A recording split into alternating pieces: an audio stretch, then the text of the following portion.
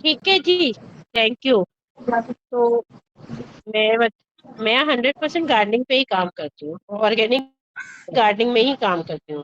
तब मैंने कब अ, मेरे यहाँ कोई भी केमिकल यूज़ नहीं होता किसी भी तरीके का, और सारे पौधे बहुत अच्छे से फलते-फूलते हैं।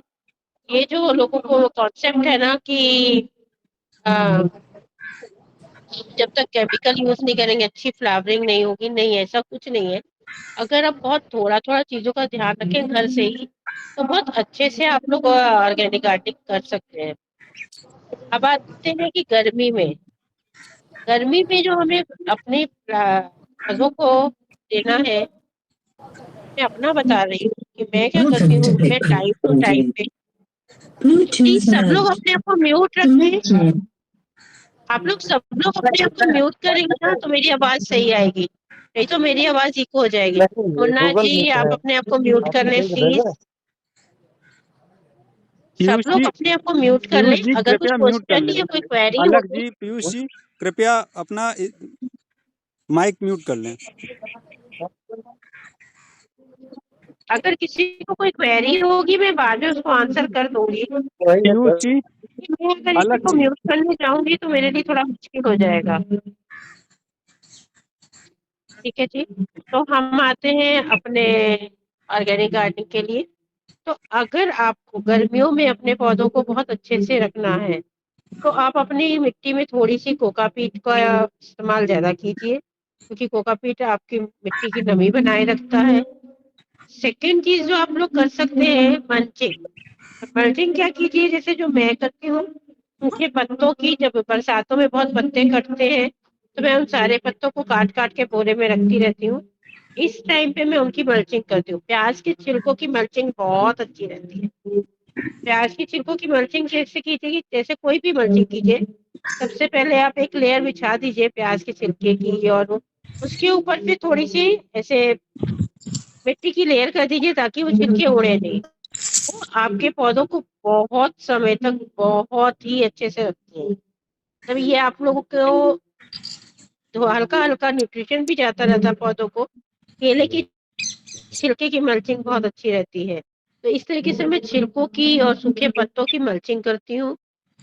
और सेकंड जो मैं अपने पौधों को अच्छा रखने के लिए करती हूँ, लिक्विड फर्टिलाइजर्स टाइम टाइम पे देती हूँ। और पानी का एक टाइम फिक्स कीजिए और कोशिश कीजिए कि शाम को ही पानी दें।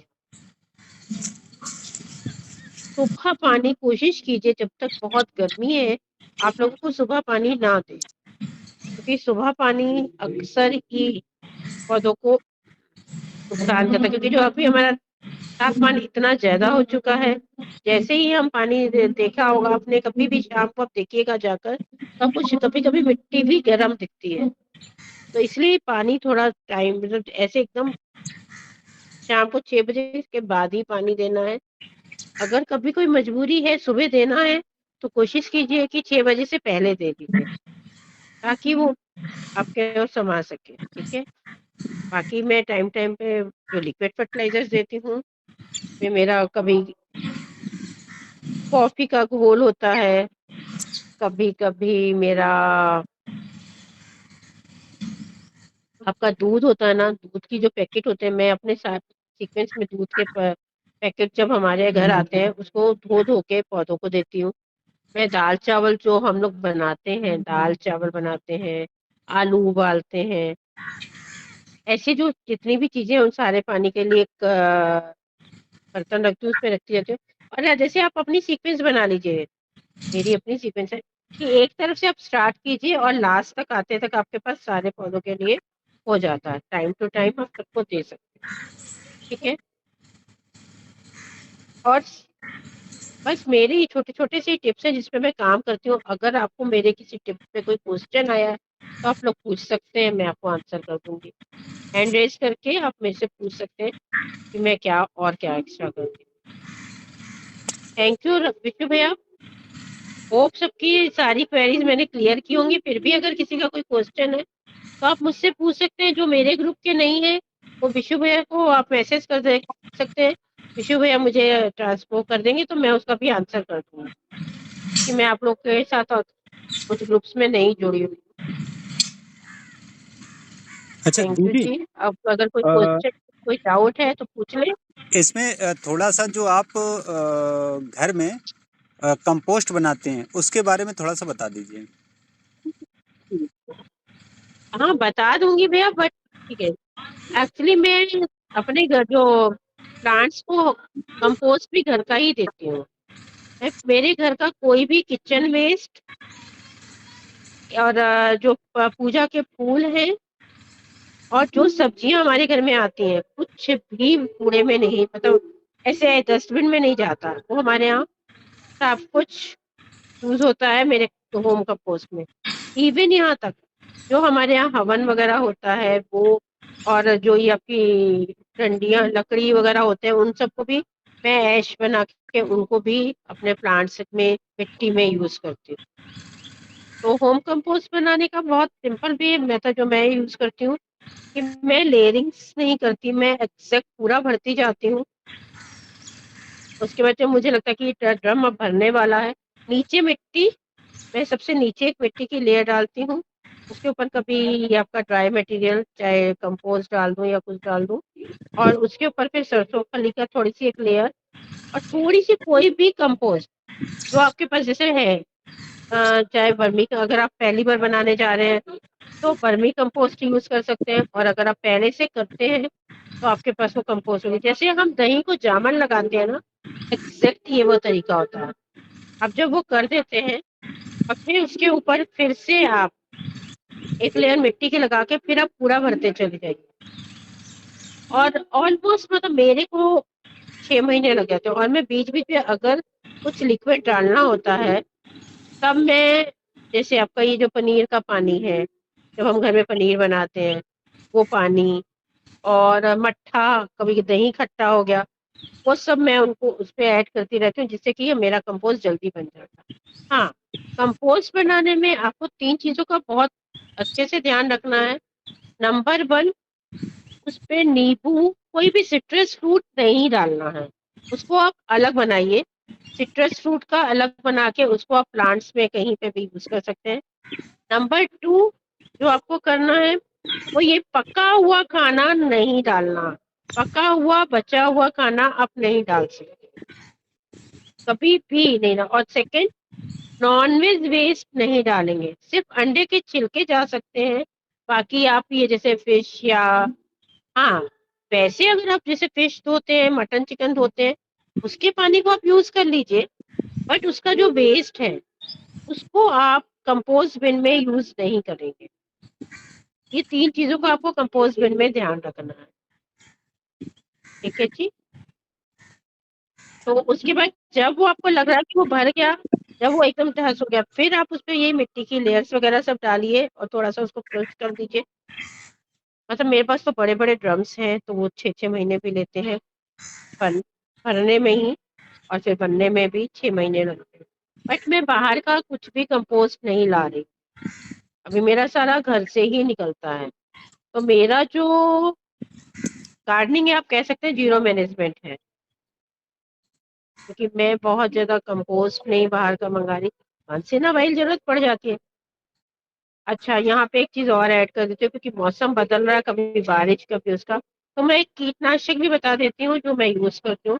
मेरा फिक्स है कि मैं हफ्ते में या 15 दिन में एक बार 1 चम्मच कोई भी लिक्विड सोप या फेस वॉश, 1 चम्मच नीम ऑयल, और 1 चम्मच खाने वाला सोडा, बेकिंग पाउडर नहीं, तीनों को मिक्स करती हूँ।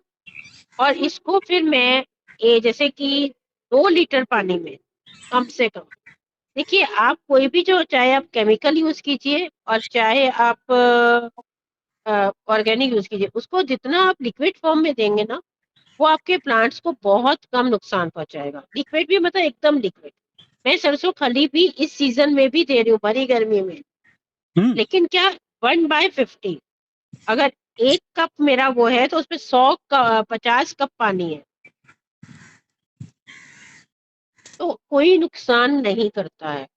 मतलब मैं बहुत सारे कंपोस्ट बनाती हूँ, वो सेशन लंबा हो जाएगा, औरों को भी मौका देना है। तो कभी हम फिर इस पर डिस्कशन करेंगे, नेक्स्ट टाइम जब हम बात करेंगे तो मैं सिर्फ अपने लिक्विड फर्टिलाइजर्स पे ही बात कर लूंगी।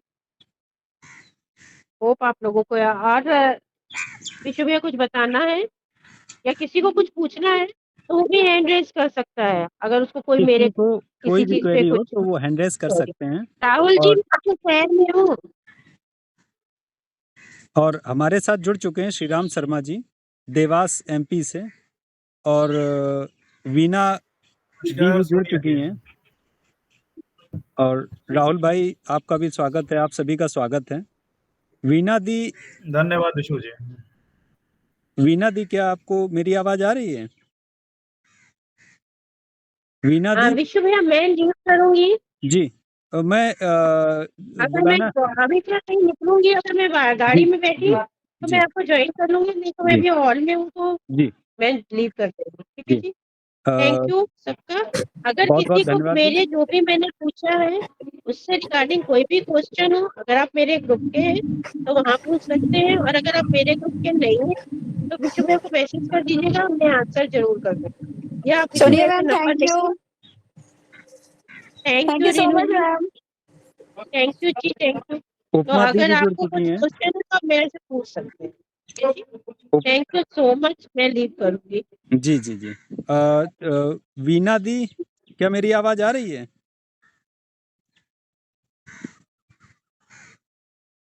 अच्छा, इसी कड़ी में हम चाहते हैं, श्रीराम शर्मा जी उपस्थित हैं, उपमा दी अभी हम बात करते हैं। और श्रीराम शर्मा जी, क्या जी मेरी जी आवाज आ रही जी है? सर, हाँ, बिल्कुल बिल्कुल सर, तो बिल्कुल आप जी अपने एरिया में मैंने आपको देखा है बहुत सारे मीटिंग ऑर्गेनाइज करते हुए, या जी जी वृक्षारोपण के मामले में काफी सारे बहुत अच्छे आपने वर्क किए जी हैं, जी और हृदय से आभार भी जी है। जी और आप कुछ जी जी। वृक्षारोपण के बारे में थोड़ा सा कुछ सुझाव दीजिए सर। नहीं सर, मैं पहले समझाता हूँ आवश्यकता, थोड़ा सा 2 मिनट सबका लूंगा। हम सब लोग CO2 गैस प्रोड्यूस कर रहे हैं हमारे जलाने से। ये CO2 गैस हमारे से ऊपर जाके पृथ्वी से 25 किलोमीटर दूर एक कंबल जैसे लेयर बना रही है। जी उस कंबल जैसे लेयर बनाने से हमारी जो सूर्य से आई ऊर्जा है वो वापस निर्वात में नहीं जा रही है। नहीं जा पाती है। जब वो वापस निर्वात में नहीं जा रही है तो ये हमारी पूरी पृथ्वी को गर्म कर रही है। बिल्कुल। और जब हमारी ये पृथ्वी को पूरी गर्म कर रही है तो आज की दुनिया में इस CO2 को सिर्फ पौधे ही एब्जॉर्ब कर सकते हैं। हमारे जी पास कोई भी मैकेनिकल साधन, कोई भी फैक्ट्री, कोई भी ऐसी मशीन नहीं कि हम इस CO2 को एब्जॉर्ब करते जाए। जी तो 1900 के रिस्पेक्ट में आज हमारी पृथ्वी का टेम्परेचर 2.5 डिग्री बढ़ चुका है। जी हाँ। तो आने वाले समय में यदि इसी तरीके से ये बढ़ता रहा तो ना हम गार्डनिंग कर पाएंगे, ना हम जिंदा रह पाएंगे, ना कुछ करेंगे। तो हम सब लोगों को मिलके CO2 प्रोडक्शन कम करना है, जिससे ग्रीन हाउस इफेक्ट कम होगा। ग्रीन हाउस इफेक्ट कम होगा तो पृथ्वी गर्म नहीं होगी, और पृथ्वी गर्म नहीं होगी तो ये क्लाइमेट चेंज नहीं होगा जो जी अनावश्यक रूप से आ रहा है। कभी बारिश हो रही है, कभी पृथ्वी हो रही है। तो हम सब लोग वृक्षारोपण की तरफ जाएं। छोटे छोटे पौधे से भी, गार्डनिंग से भी CO2 प्रोड्यूस हो रही है। पर मेरा यही है कि आज की आवश्यकता नहीं है, आज की अनिवार्यता बन गई है कि हम वृक्षारोपण करेंगे, नहीं तो हमारी आने वाली जो पीढ़ी है वो एक स्वस्थ और अच्छा जीवन नहीं जी पाएगी। बस मेरी सबसे यही रिक्वेस्ट है कि हम जो कर रहे हैं वो भी बहुत अच्छा है, वृक्षारोपण की सब तरफ लोग जाएं, ताकि कार्बन को अवशोषित करने वाला सिंक बन सके, क्योंकि जी कार्बन को सिर्फ वृक्ष और पानी के स्रोत ही अवशोष करते हैं। यही मेरी एक सभी से रिक्वेस्ट है। जी, बहुत बहुत धन्यवाद।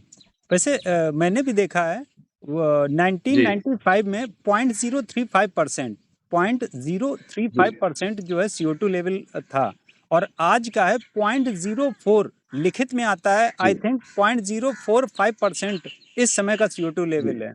और जी जी सबसे बड़ी समस्या क्या है कि औद्योगिकीकरण जो हो रहा है, उद्योग जी जी धंधे और वाहन, शायद हम सुनते हैं, बड़ा अपने आप में एक खुशी व्यक्त करते हैं, या एक हमारी जी लाइफस्टाइल हो चुकी है कि अभी तक तो जी शहर में प्रचलन था कि हमारे गांव में जी थोड़ा सा अगर कुछ जी है हमारे पास तो सबसे पहले 4 व्हीलर आती है, और ऐसा नहीं आना जी चाहिए, कोई बड़ी बात नहीं है। जी लेकिन उसका है क्या कि अगर हमें थोड़ा भी चलना है तो या तो हम बाइक से जा रहे हैं या हम 4 व्हीलर से जी जा जी रहे हैं, है कि हम जी पॉल्यूशन जी खुद ही फैला रहे हैं। हमारे जी जी आसपास हम आपको बताते हैं सर, हमारे आसपास लगभग 100 ईंट भट्टे हैं।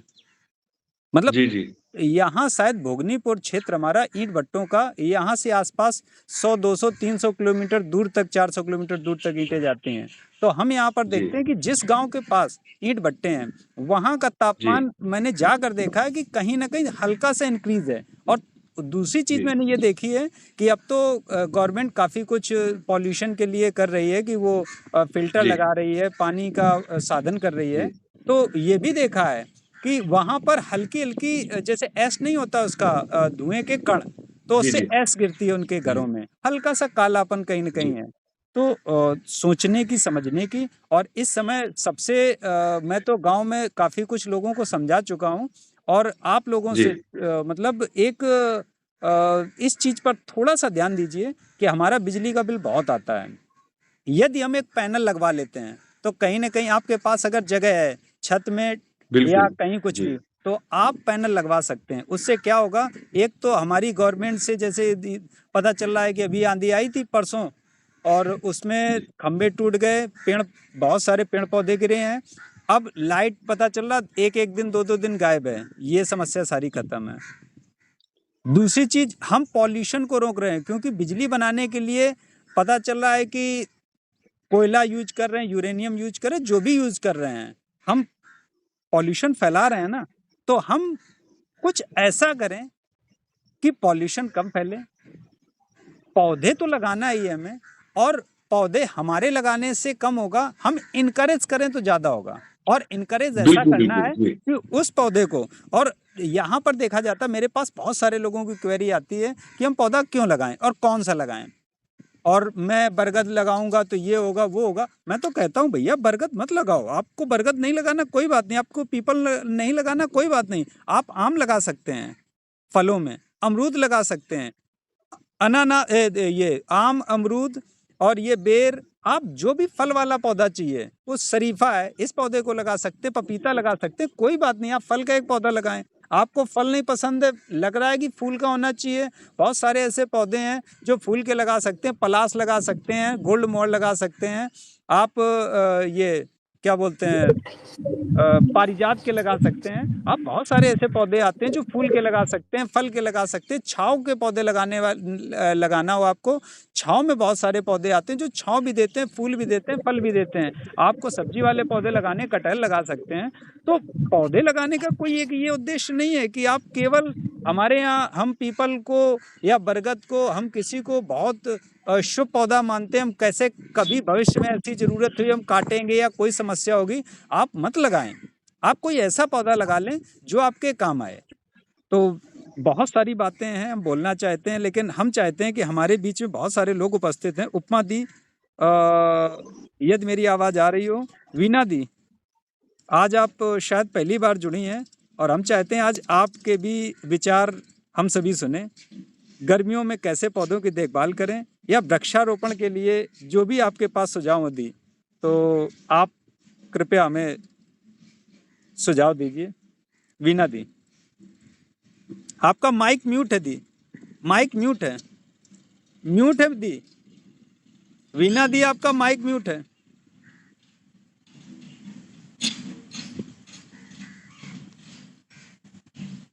माइक म्यूट है, आप अनम्यूट करें।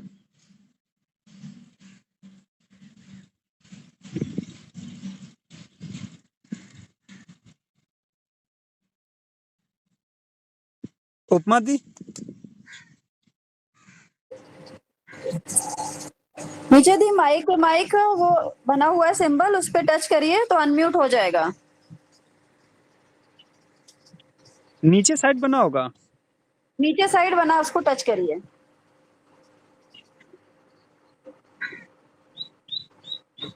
हेलो, आ रही है? जी। उपमा दी, स्वागत है विशु आपका। भाई। हाँ अभी जी आ रही है मेरी आवाज? जी, आप जी जी सबको जी, वीना दी। सादर हेलो, प्रणाम। अ, जी, आ रही आवाज। Can you hear me? Yes जी। जी जी वीना जी जी। बहुत कम आवाज है, बहुत लो अरे वॉल्यूम हो गई। अरे ठीक है, अच्छा, आप विशु कुछ भाई मेरी सुझाव आवाज दीजिए। आ रही है? जी हाँ, सबकी आ रही है। हाँ वीना, वीना दी कुछ हाँ, सुझाव ओके। दीजिए आप। एक्चुअली मैं तो ज्यादा टेरेस गार्डनिंग करती हूँ और सोसाइटी के गार्डन को देखती हूँ। प्लस मैंने 2 साल पहले कुछ 100 पीपल के ट्रीज लगाए थे हाईवे पे बारिश के दिनों में, जी क्योंकि उनको जाके पालना बड़ा मुश्किल है। बारिश क्योंकि 3-4 महीने की होती है तो अच्छे से लग जाते हैं, पर अनफॉर्चुनेटली हमारे घरों के पीछे जितने बड़े बड़े फॉरेस्ट प्लांट्स हैं वो सारे बिल्डर्स को पता नहीं क्या किया है, they have cut all the plants. और इस साल पूना में इतनी जबरदस्त गर्मी हुई है, अभी वी हैव पुट एक रिट डाली है, कंप्लेन करी हुई, आरटीआई डाली, पता नहीं क्या होगा। पर ये है कि मैं अपने घर के लिए तो खूब पौधे लगाती हूँ ताकि थोड़ा सा कूल रहे एटमॉस्फेयर।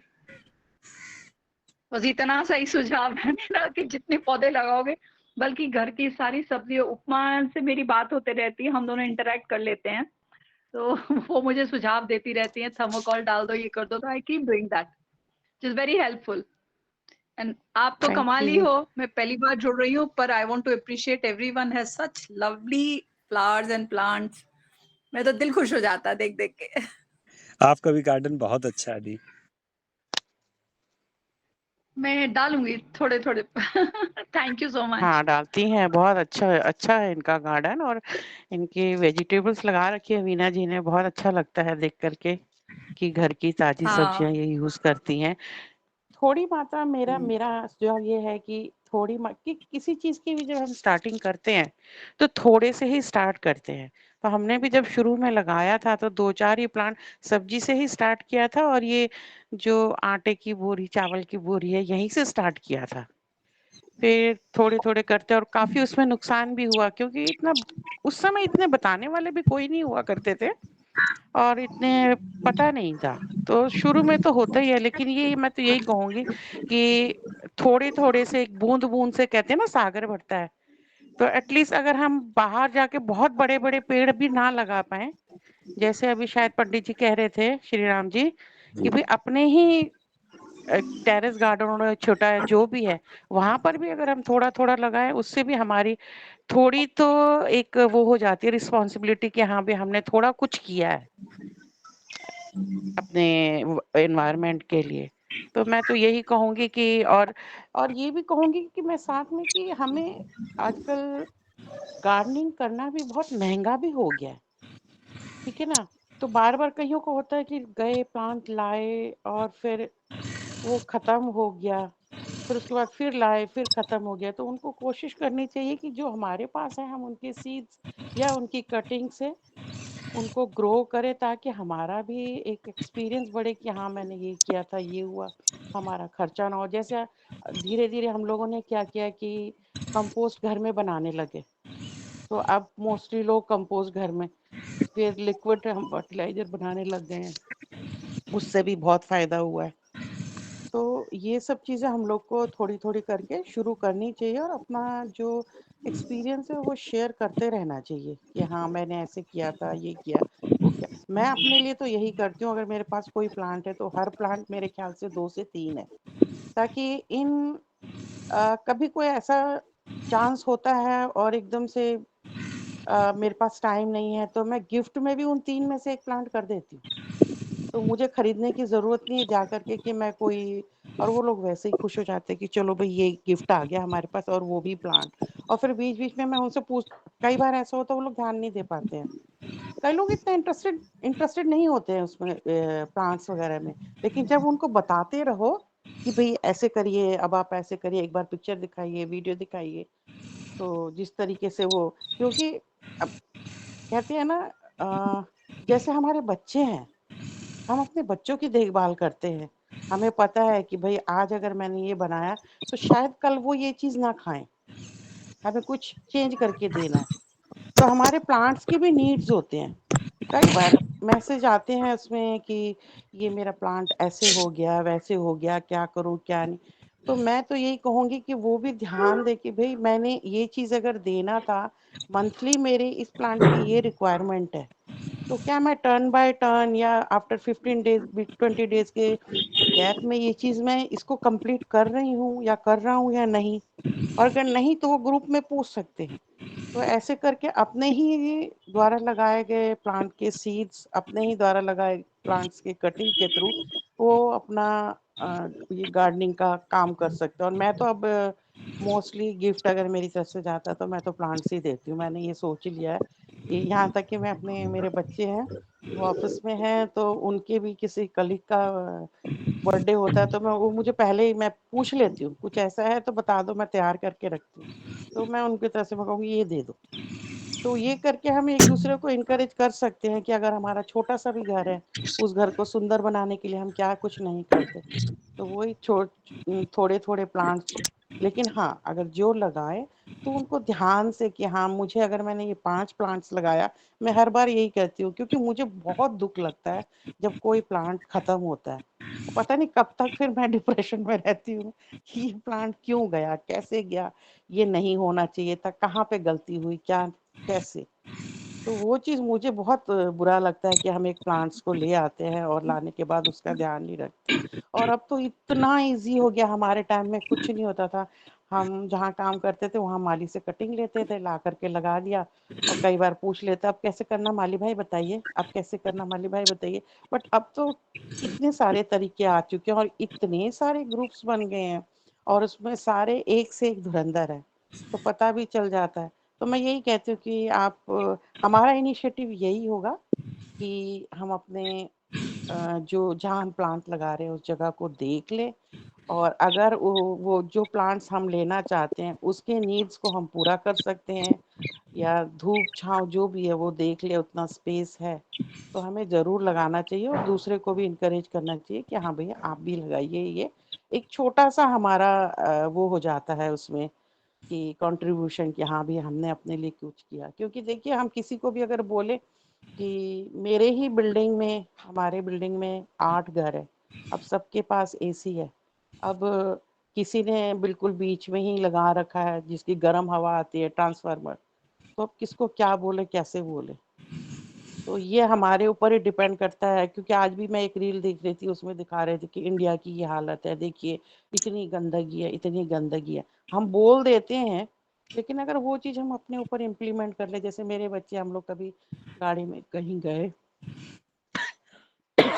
और कभी चिप्स खरीद लिया, कुछ भी खरीद लिया, तो वो लोग फेंकते नहीं है ऐसे कि गाड़ी की वो खोली विंडो और फेंक दिया बाहर, नहीं।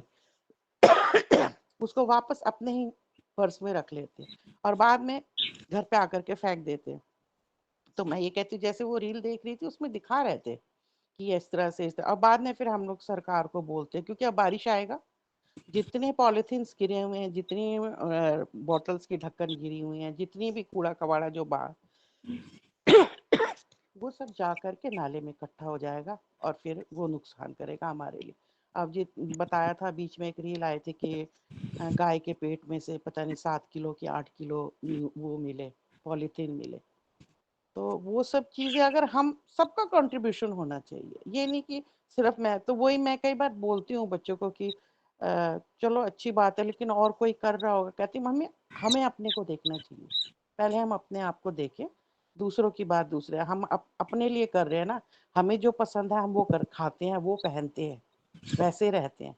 तो उस तरह से दूसरों का भी अपना है, अब किसी को आप जबरदस्ती इस चीज में नहीं कर सकते। तो मैं बिल्कुल अग्री करती हूँ कि थोड़े तो बूंद बूंद से सागर भरता है, तो हम सबको थोड़ा थोड़ा कंट्रीब्यूशन, जिसमें भी हम हमें लगता है कि हम इसमें अपना कंट्रीब्यूशन दे सकते हैं और हम इजीली कर सकते हैं इस काम को, चाहे वो गार्डनिंग हो, चाहे रास्ते में कूड़ा ना फेंकने का हो। जैसे पिछली बार मैंने बताया था, गार्डन में मॉर्निंग वॉक करने जाती थी मैं, अब इस मैं देख रही हूँ इस बार गर्मी में कई लोग वहां पे ना, कई लोग वहां पे, जैसे अपने लिए हम पानी की बोतल लेकर के जाते हैं 1/2 लीटर का, तो 2-2 लीटर की वो लेके आते हैं। अपना अपना उन्होंने प्लांट चुन लिया है कि गर्मी में कहाँ तक इनको भी माली आकर के देगा पानी। तो मेरे को बहुत अच्छा लगता है वो देख करके कि पिछले साल इसी गर्मी में मैंने ये बात 1 को, 2 को, 3 को, 4 को पकड़ के बोला था कि प्लीज आप आते हो 1 घंटे वॉक करने के लिए, 2 लीटर 4 लीटर पानी ले आया करो और 2 प्लांट आप देख लीजिए और उनमें डाल दीजिए। तो वो चीज़ रंग लाई है और लोग कर रहे हैं, तो मुझे बड़ी खुशी होती है। तो यही छोटी छोटी चीजें हम शेयर कर सकते हैं। Thank you. यहाँ पे मैं एक चीज आपको बताना चाह रही थी, आई फॉरगॉट, मैंने अपना इंट्रोडक्शन नहीं दिया। मैं पूना से हूँ, वीना, और मैं एक आर्मी वाइफ भी हूँ और डॉटर भी हूँ। और मेरे फादर जो है ना, फादर मदर, वो दोनों एग्रीकल्चरल बैकग्राउंड से आते हैं, पंजाब से। तो मैं ये बोलूंगी खेती तो मुझ में, मेरे डीएनए में है। क्योंकि जब भी हमें फौज में घर मिलता था तो मेरे डैड का बड़ा शौक था, वो कैरियां बनाते थे और हम 3 बहनें 1 भाई है, सबको एक एक कैरी ना वो दे देते थे कि भाई ये रहा आपकी एक कैरी है, now do you have to do. जय हिंद राहुल जी। तो फिर उसके अंदर मेरा तो टचवुड ग्रीन फिंगर भी कह लीजिए आप। तो मैं मतलब इतनी चीजें लगा देती थी कि मेरी कैरी भर भर के बाहर आती थी। Then I used to take my sisters also, जिसकी भी मिले मैं हड़प लेती थी कैरियां। और after my husband retired we came to Pune, and इतने टाइम में मेरे डैड से लेकर के हस्बैंड तक जो भी मेस होती थी ना, उसके अंदर जो फूल लगते थे, they used to call me, जैसे वीना को बुलाओ और उसको बोलो कौन से फूल लगे। तो I used to put lots of flowers, and वो आज भी फ्लरिश कर रहे हैं। तो जमशेदपुर से जब मैं आई हूँ ट्रांसफर होके, मेरा एक ट्रक आया 200 प्लांट्स का, सिर्फ पौधे लेके। अभी मेरी छत में इतने प्लांट्स और इतने फ्लावर्स हैं। अब I want to start growing fruits ना, पर वही है कि क्वालिटी फ्रूट्स मिलने चाहिए ना। तो आई कीप आस्किंग कि क्या करा जाए, क्या करा जाए करके। तो what I am saying is कि ये तो मेरे लिए पागलपन है। मैं ज्यादा एक्टिव नहीं हूँ ग्रुप में, पर मतलब मुझे बहुत अच्छा लगता है इतने सुंदर फूल देख करके, इतना सब कुछ देख करके। मेरा दिन में 2 घंटे जो है पौधों में जाते हैं। अब मेरे पास 2 छतें हैं, एक में तो मैंने भर दिया, अब दूसरे में I am eyeing that my husband allows me, मैं उधर भी मैं ड्रम्स खरीदती हूँ, उसको आधा काटती हूँ, उसमें पौधे भर देती हूँ। सोसाइटी का जितना पत्ता है वो मेरे, आई एम गार्डन इंचार्ज, तो मैं वो फ्री के पत्ते ले लेके ना लड़कों को बोलती हूँ सब लाके मेरे घर में डंप कर दो, तो मेरी खाद बन जाती है और सोसाइटी की सफाई हो जाती है। ना आई लर्नड न्यूज़पेपर्स भी फाड़ फाड़ के उसकी भी खाद। फिर मैंने एक पुराना ना बाथ टब खरीदा है, जिनके पास जगह है वो भी कर सकते हैं। उस बाथ टब में मैं पूरे घर का कचरा डालती थी और उसके ऊपर मैं एंजाइम डालती थी, मैं वर्मी कंपोस्ट बना लेती थी। मैंने अभी तक बाजार से शुरू में मिट्टी खरीदी थी, अभी मिट्टी नहीं खरीदी कभी भी। कोकोपीट की 1-2 ब्रिक्स होती हैं, वो सारा मिक्स करती हूँ और बैठ जाती हूँ लेकर के। तो अभी चल रहा है मेरा, and I really appreciate when I see लोगों के इतने सुंदर पौधे पत्ते, मुझे बहुत अच्छा लगता है। मैंने कहा, और फौजी जनरली जितने होते हैं ना, वो सारे बाय डिफॉल्ट गार्डनिंग करते हैं, क्योंकि उनको घर के अंदर पौधे सजाने होते हैं ना। आप सबके घर में एरिका पाम देखोगे, जीजी प्लांट देखोगे। मैंने बहुत सारे नारियल के पेड़ लगा के आई हूँ, जहां से भी आती हूँ। जहां से मैं आती हूँ वहां मैं नींबू आम और नारियल 3 पेड़ लगा के आ जाती हूँ। और कभी 10 साल बाद वापस जाओ तो देखती हूँ बड़े बड़े पेड़ हो गए, फ्रूट्स आ रहे हैं। तो दैट इज माई अचीवमेंट, मुझे बहुत अच्छा लगता है। I think that's it for me for today. Thank you.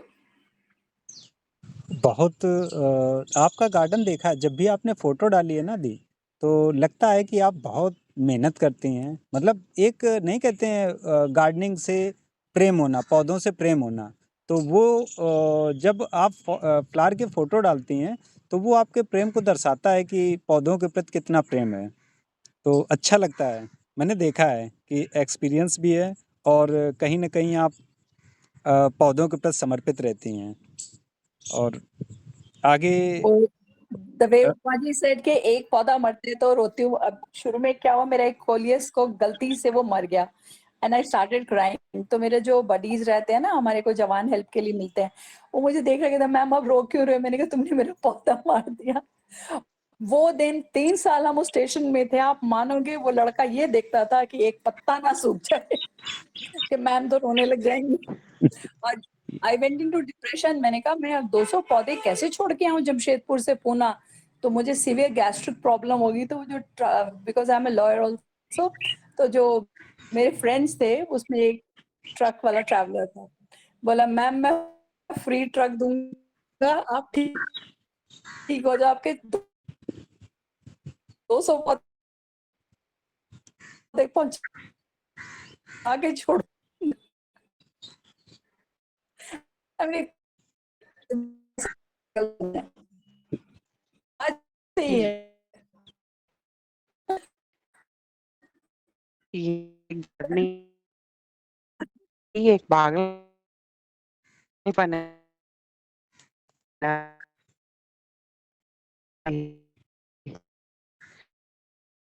इसको भी कर देती हूँ, कर दिया। और जो उसका दूसरे दिन मैंने उसी समय लगा, मैंने कहा ये तो करना ही नहीं था, क्योंकि मैं ऑलरेडी पानी दे चुकी थी और उसका रूट डिस्टर्ब हो गया। तो मेरे को बहुत बड़ा, लेकिन आप मानोगे नहीं, डेली मैं उससे बात करती थी और 5 साल हो गए, वो प्लांट अभी भी मेरे पास है। तो मुझे उसको देख करके कई प्लांट्स हैं ऐसे जो कि मरते मरते बचे, तो उनको लगता है देख करके कि हाँ ये तो मेरे लिए ही है, और ये एक फैक्ट भी है। इसलिए मैं कहती हूँ कि देखिए चलो आज तो हम लोग तो रिटायर हो गए हैं, घर पे हैं, तो मैं भी मॉर्निंग में आफ्टर मॉर्निंग वॉक ऊपर 7:30 जाती हूँ। तो अभी गर्मी का टाइम है तो मैं 8, 8:15, 8:30 तक नीचे आ जाती हूँ अभी गर्मी के टाइम। लेकिन सर्दी होगा तो मैं और करती हूँ, शाम को भी 1 से 1.5 घंटा देती हूँ ऊपर। तो मैं लोगों से कहती हूँ कि हमारे ग्रुप में मुझे बहुत अच्छा तब ये लगा था, मैंने विशु भाई से बोला था कि इसमें इतने सारे एडमिन है, कोई ना कोई कुछ तो बताएगा हमें, इसलिए मैंने ज्वाइन किया था ये ग्रुप। कि इतने सारे लोग हैं, हमें कोई ना कोई कुछ ना कुछ बताते ही रहेगा। तो यही है कि भी अगर मैं ये कहूंगी, अब उसमें भी कई लोग ऐसे हैं जो कि 9 to 5 की जॉब कर रहे हैं, 9 to 6 की जॉब कर रहे हैं, आफ्टरनून शिफ्ट कर रहे हैं, नहीं वो हमें वो कर सकते। तो मैं यही कहती हूँ, बहुत ज्यादा नहीं तो अपने प्लांट से सुबह 10 मिनट, शाम को 10 मिनट एक बार जाके उनसे आप मिलिए, उनसे बात